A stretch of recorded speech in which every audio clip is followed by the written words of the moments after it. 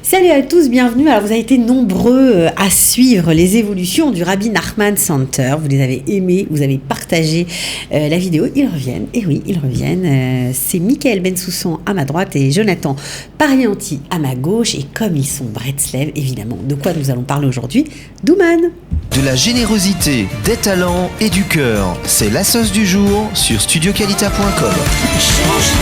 Alors Rosh Hashanah approche à grands pas, on s'est dit que ce serait une bonne entrée en matière, voilà, pour commencer ces fêtes, de donner la parole aux Bretzlev, parce que c'est vrai qu'on les critique, on dit oui, pourquoi partir, quitter Israël et aller fêter Rosh Hashanah sans sa famille à Ouman, en Ukraine, voilà, dans un pays qui nous a été hostile pendant des centaines d'années et qu'il est encore, donc on va les laisser s'expliquer, mais d'abord on va faire un petit retour arrière sur votre centre, comment ça va, où en êtes-vous tous les deux? Qui commence? Salut Cathy. Je vous ai coupé le soufflet. On était déjà dans Ouman en fait. On se voyait déjà. On voulait se donner la politesse, on savait pas qui est-ce qui allait commencer. Vas-y Mika. Non mais tu nous as parlé d'Ouman déjà, on a eu les yeux qui ont écarquillé, c'est vrai que c'est déjà ça approche à grands pas.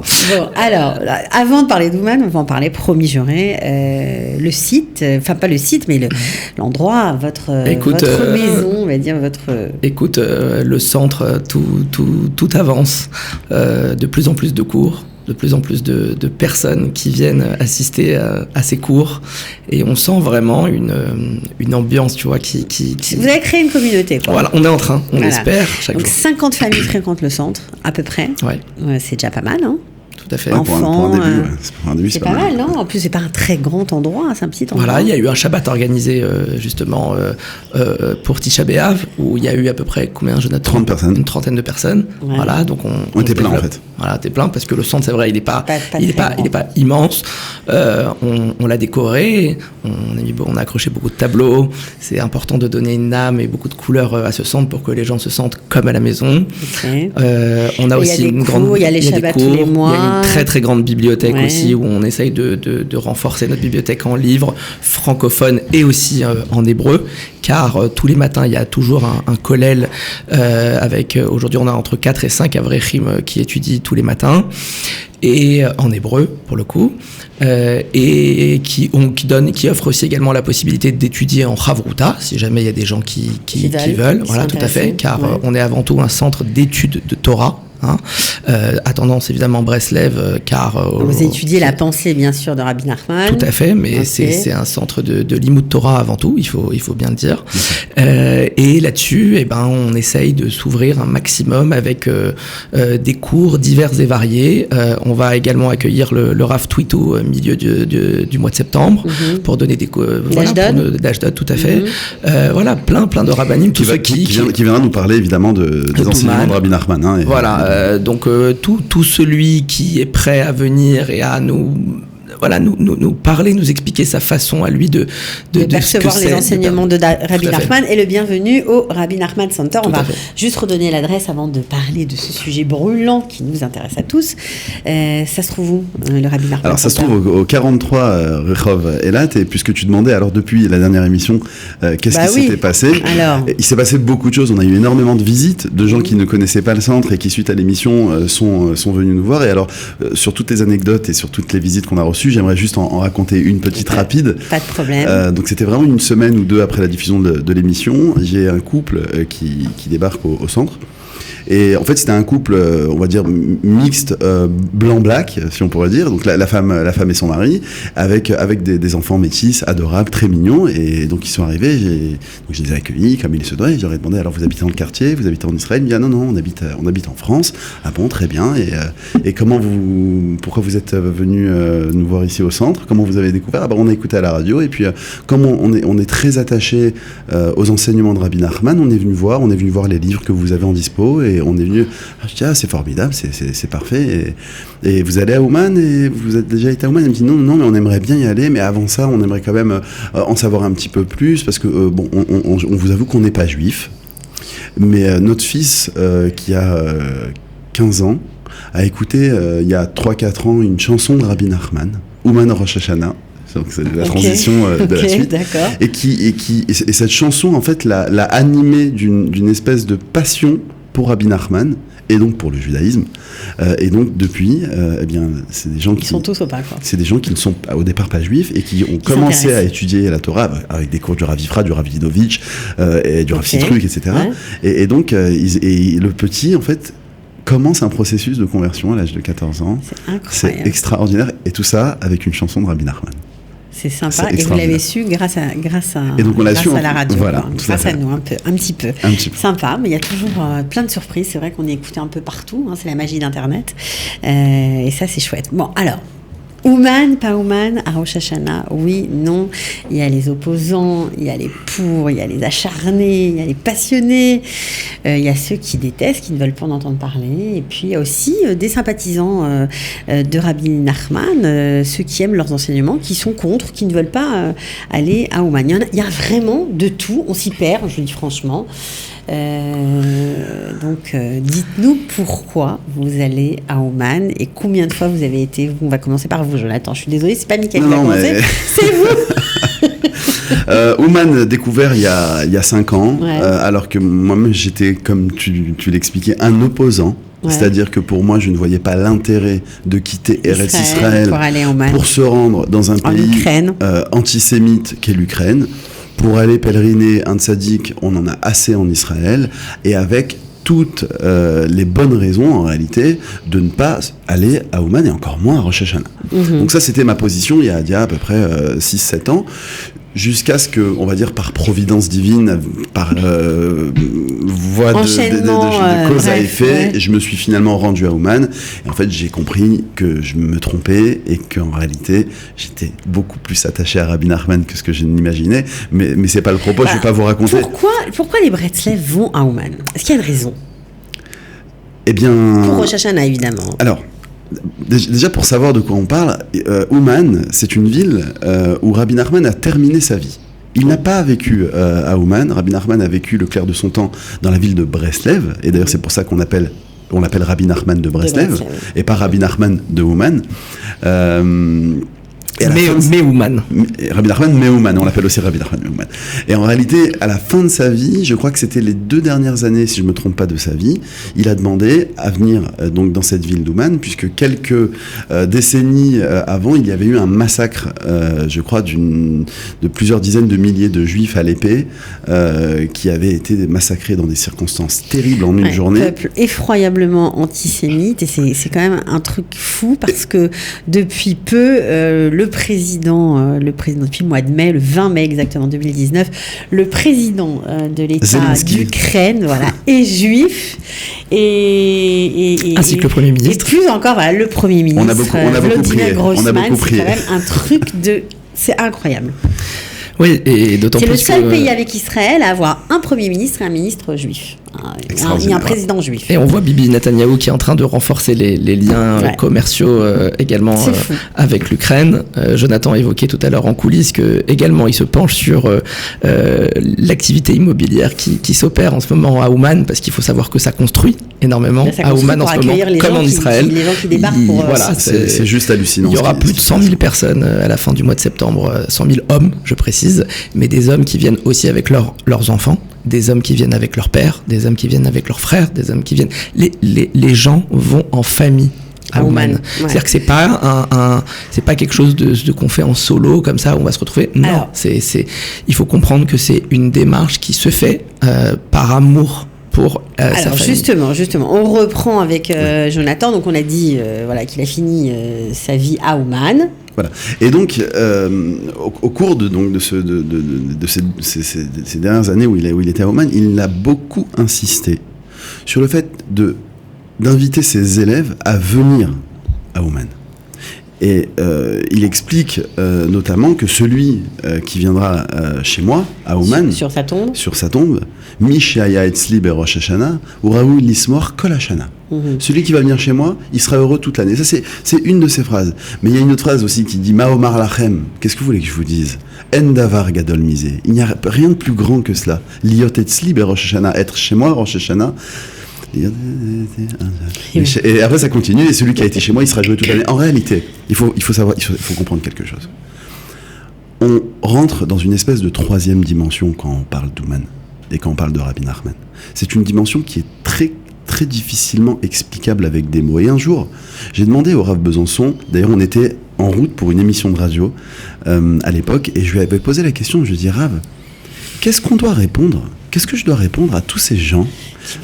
Puisque à l'époque, j'étais très proche de la famille Citruc, et je suis toujours, mais j'étais, on va dire, dans une mouvance qui n'était pas à Breslev au départ. Et petit à petit, je suis devenu à Breslev à part entière, et j'ai eu énormément de gens qui me posaient ces cols, comment c'est assourd de quitter Eretz Israël, comment tu quittes ta famille pour aller chez Rabbi Nachman, ta femme, tes enfants, etc. Et j'ai demandé au Rav Besançon, je dis, Rav Besançon, qu'est-ce que je dois leur répondre à ces gens ? Le Rav Besançon, il m'a dit, est-ce que tu penses qu'on a compris, nous, c'est quoi la réparation de Rabbi Nachman qu'il opère sur nous pendant Rosh Hashanah, Ouman ? Est-ce que nous, on a compris ? Non, je pense pas qu'on a vraiment compris. Écoute, un idiot, pour tenter d'expliquer la réparation d'Ouman Rosh Hashanah, il y en aura toujours un. Toi, ne sois pas cet idiot. Alors, je serai pas cet idiot. Donc, on n'a pas raison. En réalité, c'est quelque chose... Bon, c'est un peu facile. Mais alors, oui, mais en réalité, c'est quelque chose de tellement personnel. C'est quelque chose qui se vit... Alors, ça n'opère pas cette espèce de folie chez tout le monde. Il y a des gens qui vont à Ouman et qui disent, c'était bien, on a chanté tous ensemble, il y avait beaucoup de ferveur, mais bon, voilà, c'est tout, ils ne reviennent pas. Et puis il y en a qui sont complètement accros, quoi. Alors, moi, parmi les gens qui ont été à Ouman et qui n'y sont pas retournés, ils sont unanimes. On y retournera. Peut-être pas cette année, mais on y retournera. Et la réunion de Ouman Rosh Hashanah est passée de 5000 personnes il y a une trentaine d'années à 100 000, plus de 100 000 personnes aujourd'hui. Alors, Mickaël, est-ce que vous avez été à Ouman déjà ? Alors, déjà, on n'est pas obligé. Juste, je veux préciser, on n'est pas obligé d'aller à Ouman à Rosh Hashanah non plus. On peut aller à Ouman à un autre moment. On peut aller toute l'année. Il y a des voyages qui sont organisés toute l'année. C'est juste que le summum de l'expérience se passe à Rosh Hashanah. Déjà parce que c'est la demande de Rabbi Nachman. D'accord. Deuxièmement, c'est là où, en fait, on se rend compte qu'il y a autant de sympathisants que d'opposants. Pourquoi ? Parce que la première fois que j'ai été là-bas, je ne savais pas du tout à quoi m'attendre. Et qu'est-ce que je vois en grand ? On va dire un poster qui fait, je sais pas moi, 5 mètres sur 20 mètres, le Rabbi de Lubavitch. Faut le savoir. Donc, c'est-à-dire que j'ai rencontré des gens qui habitent à Mea Shearim, des Américains, des Belges. C'est-à-dire que ça vient du monde entier. Il y a même des non-juifs, faut savoir, qui viennent. Il y a de tout. Donc, c'est-à-dire que c'est pas quelque chose qui vous enferme, c'est quelque chose qui, au contraire, est beaucoup plus ouvert. On est comme dans une bulle. Moi, j'ai été il y a 2 ans à Rosh Hashanah et il y avait Shabbat en plus. Donc, ça veut dire qu'on était pendant 3 jours sans téléphone, déconnectés du monde, juste nous, notre talit et la prière. Et je peux vous dire que vous faites un bain de foi et de émouna comme je pense nulle part au monde. On est comme déconnecté du temps et de l'espace. Vous parlez de l'Ukraine, mais en fait, là-bas, on est dans un shtetl. Là-bas, on est comme pas en Ukraine. Vous savez aussi qu'on dit que sur les Kévret Tzadikim, c'est comme Eretz Israël. Donc, quelque part, comme on est là et qu'on est attaché à ce tzaddik, on s'en fout de l'Ukraine. C'est-à-dire que, oui, on a pris un billet d'avion, et oui, là-bas, on dort sur place, mais il y a de plus en plus d'immobilier qui appartient même à des Israéliens et à des Juifs. Maintenant... C'est difficile pour certains de faire fructifier un pays économiquement, parce que c'est vrai que c'est une manne, il faut pas se leurrer, c'est une manne économique pour un pays qui est dans une situation économique pas très brillante. Comme beaucoup de pays aujourd'hui dans le monde. Et donc, forcément... Mais vous restez attaché sur le passé de l'Ukraine.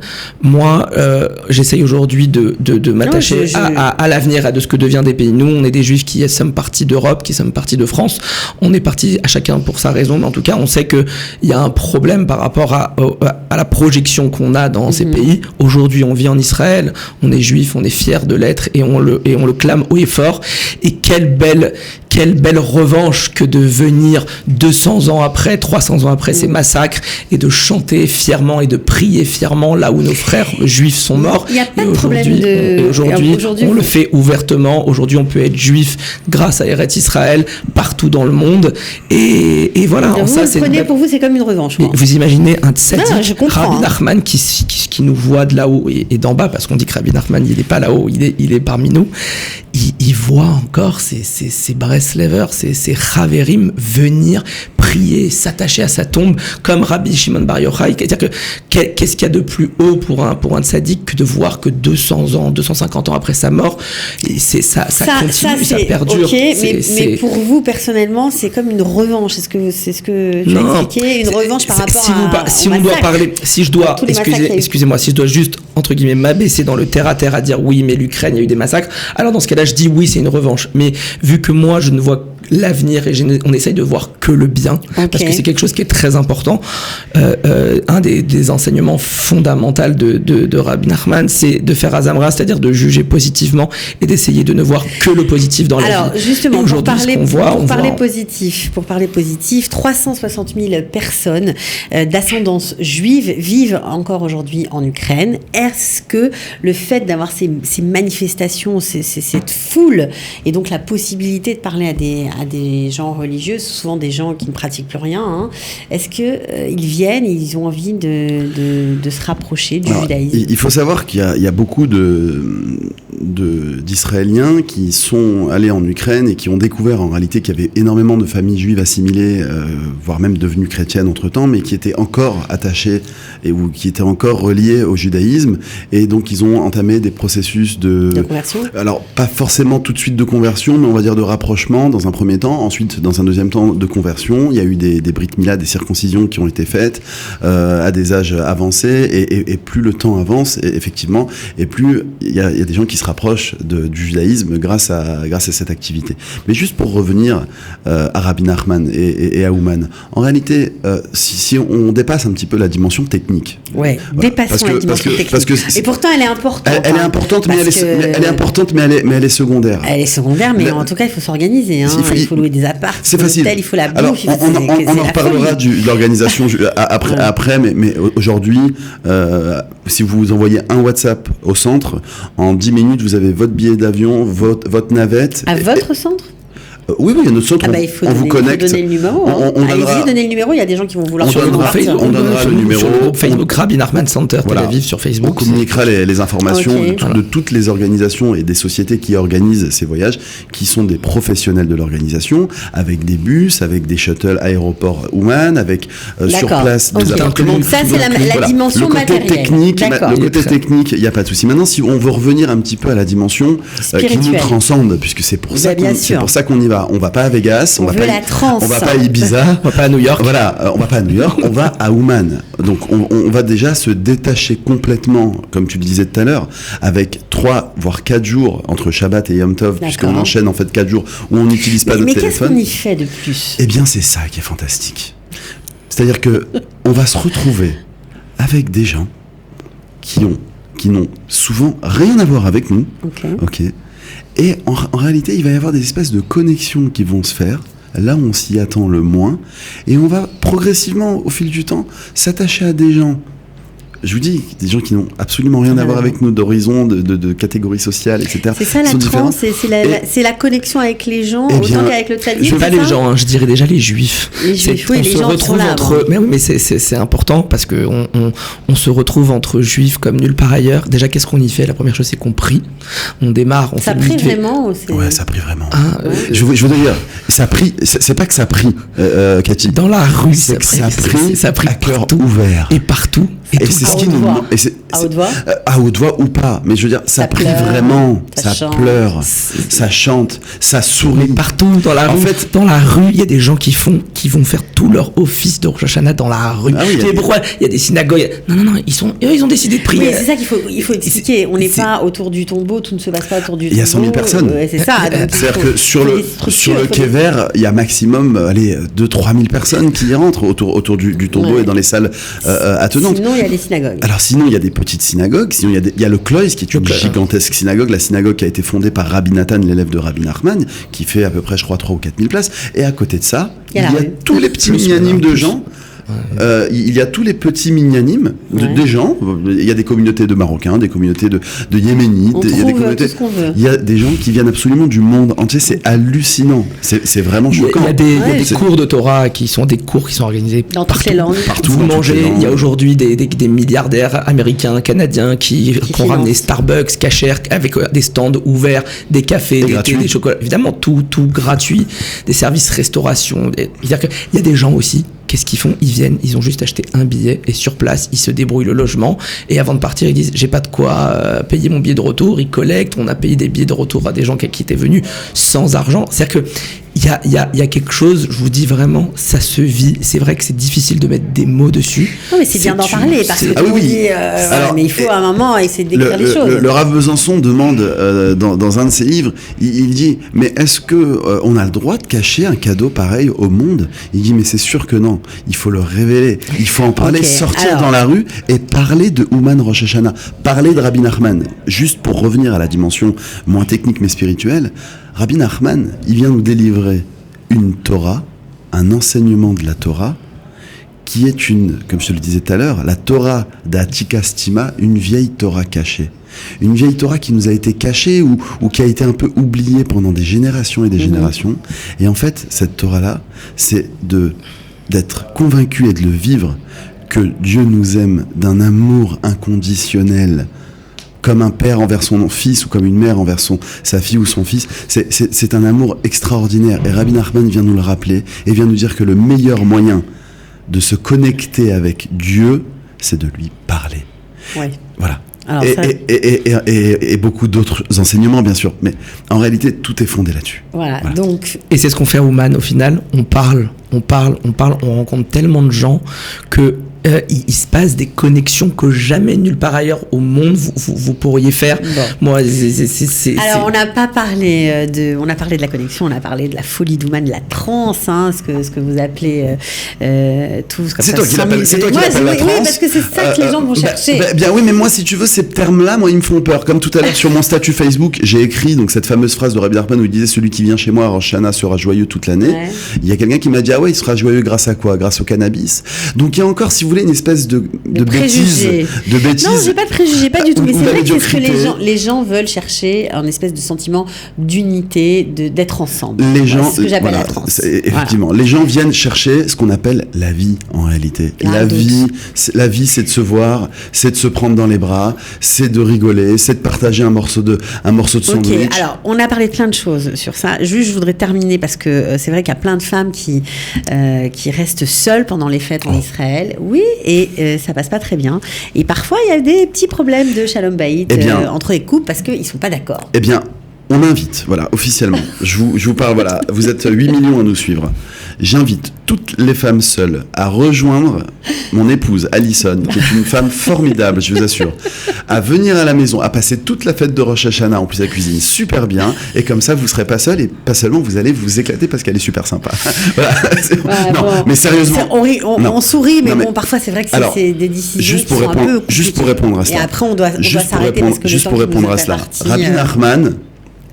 Rabbi Nachman, à l'époque, vous imaginez bien qu'il y avait des chassidim qui lui donnaient ce problème et qui lui posaient sur la table. Mais si ta femme ne te laisse pas partir à Rosh Hashanah, mais tu vas pas à Rosh Hashanah. Voilà, il faut le dire. Non, tu vas pas à Ouman. Tu vas à Ouman, pardon. Tu ne fais pas Rosh Hashanah à Ouman. Mais, en réalité, quelqu'un que sa femme ne laisse pas partir, c'est à lui de se demander si, il a déjà assez prié là-dessus, ou prier Birklal là-dessus. Ouais. 2, si lui, il a déjà, il le vit ça, Rosh Hashanah, il comprend à quel point c'est important pour lui. Parce que je peux vous garantir une chose, Cathy. Un homme qui est convaincu que toute son année tient sur ce Rosh Hashanah, c'est-à-dire que ce Rosh Hashanah de Rabbi Nachman, c'est un cadeau. Il a reçu, il le dit Rabbi Nachman, il a reçu ce cadeau du ciel. En tout cas, c'est sympa d'avoir cette pensée. Je peux vous assurer qu'un homme qui est convaincu qu'à la Ouman, ça va lui apporter une vie merveilleuse et un shalom bayit. Un shalom bayit. Vous savez, aujourd'hui, les hommes qui fréquentent le centre, ils ont qu'une envie, c'est d'aller à Ouman. Pourquoi ? Parce que quand ils reviennent, ils sont heureux. Ils ont chanté, ils ont dansé, ils ont été dans de la gaieté comme ça, ils ont prié, c'est génial. En tout cas, on profite de ce moment pour souhaiter une bonne fête de Rosh Hashanah à tout le monde. Voilà, on très en avance, mais voilà, c'est dans un mois. C'est beaucoup moins d'un mois. Et en tout, voilà, oui. 3 semaines, 2 semaines. Même pas. Et donc, c'est 29 septembre, donc c'est bientôt, mais on a encore un petit peu de temps. En tout cas, merci d'être venu, d'avoir parlé comme ça à cœur ouvert, bâton rompu, de ce minag, de cette coutume. On va finir avec des cadeaux. J'ai des cadeaux. Alors, offerts par le Rabbi Nachman Center, livres qui sont en vente. Alors, il y en a un qui s'appelle Ouman Rosh Hashanah. Vous les avez dans votre super bibliothèque ou pas? Dans notre super bibliothèque. Alors, Ouman Rosh Hashanah, fantastique, un livre, et un autre qui s'appelle, alors voilà, face caméra, un autre qui s'appelle Ouman. Tout simplement. Qui rejoignent, les deux se rejoignent. C'est pour toi, c'est cadeau. Super. Voilà. Merci beaucoup, Cathy. Je vais les lire, je te préviens. Avec plaisir. Allez, à bientôt. Après, une fois que t'as dit. Merci beaucoup à tous les deux. Avec plaisir, merci. Ciao, bye. De la générosité, des talents et du cœur, c'est la sauce du jour sur studioqualita.com.